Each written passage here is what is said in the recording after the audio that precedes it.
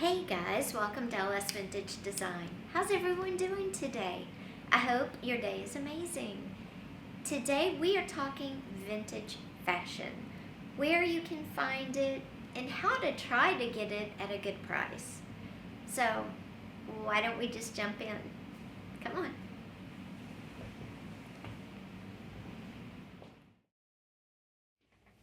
Okay guys, so I want to talk about tips and tricks for buying vintage fashion affordably, which goes to where and how.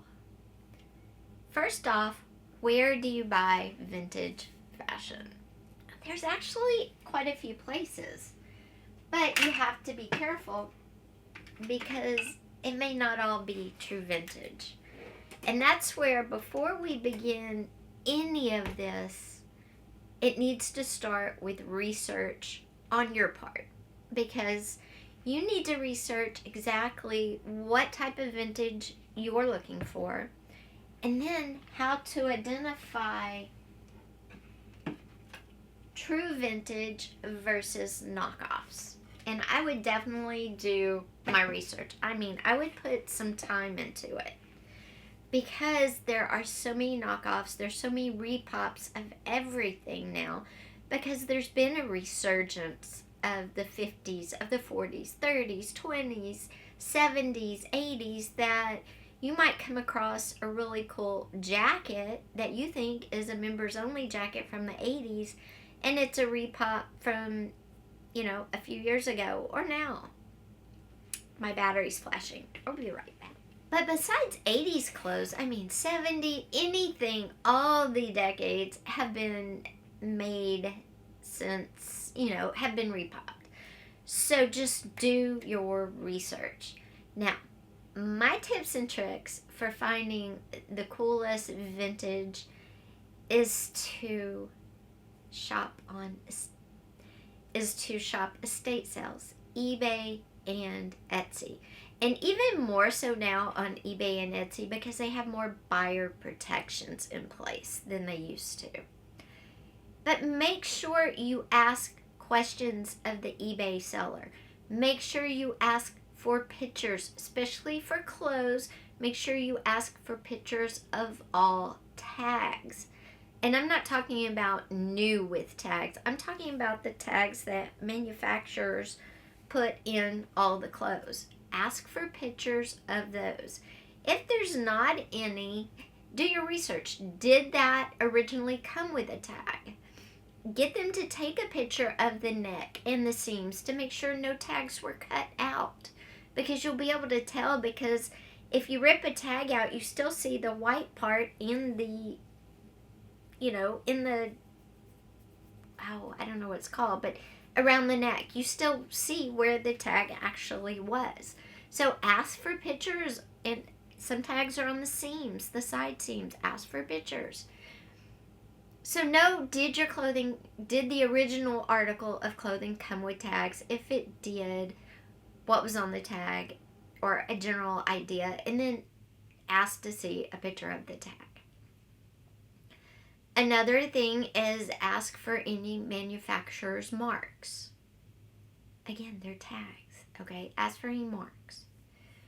Of course, quality is something that you're going to check out anyway. You're not going to buy a piece of vintage clothing without wanting to look, with a microscope at the pictures, because you don't want to buy a really cool 80s vintage sweater and you get it and it's pilled, a lot of pilling, or it's got stains, or the neck is dirty. You don't want that.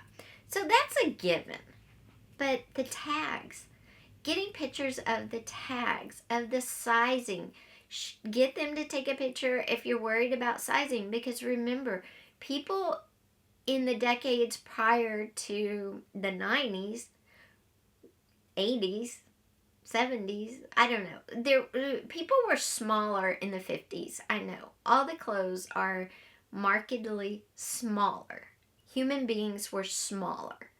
And I don't know when we started making the switch to being in larger bodies. But it did happen. But make sure you see exact measurements. Okay? And then make sure you measure yourself. But Etsy and eBay are a great place. Now, Etsy is a little more pricey, but do your research again. See what is this going for in a vintage clothing retail setting, like a brick and mortar. Etsy should be the same, maybe a little cheaper because they don't have the overhead, but they do, I guess. But you know what I'm saying. If in the brick and mortar vintage store, say it's going, or on multiple Etsy shops, it's going for $50, but the one you found that you love is going for $80, you just have to decide, is the condition that much better? Do you trust that seller more? That kind of thing. Because there can be a really wide range of prices on Etsy, on eBay. And you're just going to have to determine what are you willing to pay, which is what we do for anything we purchase nowadays. We determine what we're comfortable paying, and that's what we go seek out. So the same thing with vintage clothes. All right, so besides the tags, making sure you get pictures of the tags to make sure it's real, repop and all that, and buying who you're comfortable with, who you feel are giving you the best price, or who you trust. But also buy off season. You're going to pay more if you're going to a beach party and you want a cute 1950s short set and you're buying it in June or July. You're going to pay more.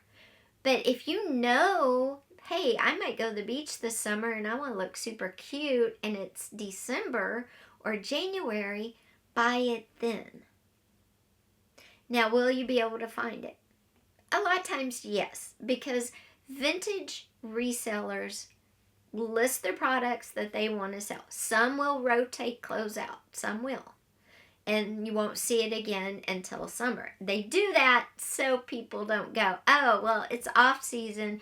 Will you take less for it? But some people don't know that, and they will leave up summer clothes, or they just won't get rid of it. They'll leave it up during winter. Holiday sales. Watch your holiday sales. Even 10%, 15, 20% off is 10, 15, 20% off. So if it's worth it for you to wait and maybe you miss out, maybe you don't, for a holiday sale, then I would do that. And then definitely check stores if you live in an area that has vintage clothing. Check your stores. And I'm not just talking vintage, like dedicated to vintage fashion. I mean, check your thrift stores. You know, if great-grandma just passed away, her clothes are probably in the thrift store. Or there's an estate sale. Thrift stores, estate sales are going to be the best place. The thing is, you have to do the digging. You have to determine quality right then and there. And sometimes you have to make those decisions fast. So it all goes back to research. Be prepared. If you need a vintage outfit, if you're looking for something special for an occasion, or if you just want a wardrobe based on real vintage, do your research, then hit the thrift store and estate sales first. Because those are the places you're going to get the best prices. Bottom line. Then hit Etsy and eBay, and then your brick and mortar stores. And there are some in my area. Let me see. It used to be Vintage Martini. Now it is Martini Consignment. And I'm thinking they did that